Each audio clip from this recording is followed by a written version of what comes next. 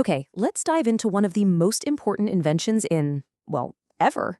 We're talking about a piece of technology so powerful, it literally shaped the world we live in today. And no, I'm not exaggerating here. This wasn't just a machine for making books. No way. It was an engine for remaking society itself. You can draw a straight line from this invention to the internet, to the radio, to every form of mass media that followed. So that's the big question, right? How could one machine change so much? Well, to really get it, we need to kind of rewind the clock. We've got to see the world it replaced, a world that operated on a totally different timescale. So let's picture it, a world without mass media. What did information even look like?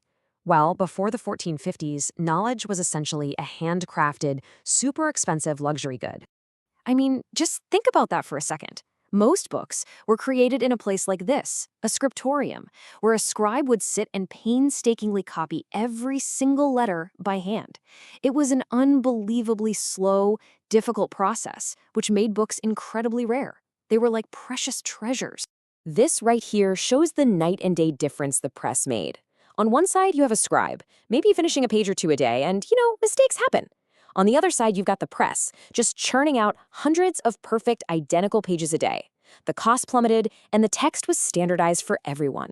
So here's the bottom line. Books, and all the knowledge locked inside them, were luxuries. They were only for the absolute wealthiest elites.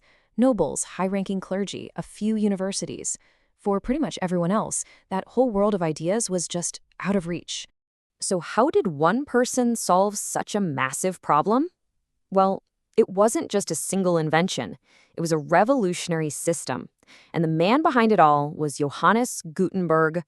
Now, Gutenberg wasn't a scholar or a monk. He was a goldsmith from Mainz, Germany, and that background is actually the key to this whole story. His expertise with metalworking, with casting, with making precise molds, that gave him the unique skills he needed to pull this off. You see, his real genius wasn't inventing one single thing out of the blue. It was combining a bunch of innovations, some old, some new, into a complete, efficient manufacturing process. And at the very heart of it was mechanical, movable type. It was this three-step system that finally made mass production of text possible in Europe. You cast these durable metal letters, you arrange them into a page, and then you press hundreds of copies. And then, and this is the magic part, you just break it all down and reuse the same letters for the very next page. Absolutely brilliant. Now, this is super interesting because our understanding of this history is still evolving. Recent research, where scientists looked really closely at the very first printed texts, found tiny variations in the letters, like you see here. This suggests that Gutenberg's earliest methods might have been even more primitive than we thought, maybe with letters assembled from smaller parts. It's a fascinating new wrinkle in a 500-year-old story. So once the system was out in the world, it didn't stay in minds for long. It spread like wildfire across the continent, unleashing the first true information explosion in human history. After Gutenberg printed his famous Bible around 1455, the technology just took off at an incredible speed. We're talking just a few decades, and boom, printing presses were popping up in cities all across Europe, from Spain to England to Croatia. And the output? It was just staggering.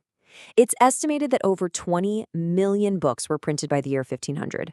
To put that in perspective, that was more books than had been produced by hand in the previous 1,000 years combined. Just wow. So, with this flood of books on the market and all these printers competing, what do you think happened to the price? It dropped dramatically. Research shows prices fell about 2.4% every single year, making books affordable for a growing middle class of merchants, lawyers, and students for the first time. And this newfound access to information had some profound consequences. It democratized knowledge. It gave people a powerful reason to learn how to read, fueling a rise in literacy. It even helped standardize languages, since printers would pick one dialect to reach the biggest market. It drove the Renaissance and accelerated capitalism. It changed everything. And maybe nothing shows its power to challenge authority better than this. In 1517, when Martin Luther wrote his 95 Theses, the real game changer wasn't nailing them to a church door, it was taking them to a printer. The Protestant Reformation became the first major historical movement to be driven by mass media, fanning the flames of dissent faster than any authority could possibly put them out. So, what's the ultimate takeaway from Gutenberg's revolution? Well, its shadow is long, really long. It extends all the way from the 15th century right to the device you're watching this on right now. It created what we now call the public sphere, a space where ideas could be debated and public opinion could be formed on a mass scale. It shifted economies towards being based on information. In short, it really was the direct ancestor of the internet, creating a world where ideas, not just armies, could topple empires and build new societies. And that leaves us with one final thought, something about our own time.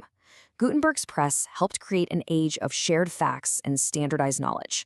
But in our modern digital world, with its infinite channels and personalized feeds, what kind of information age are we creating now? It's a pretty big question and definitely one worth thinking about.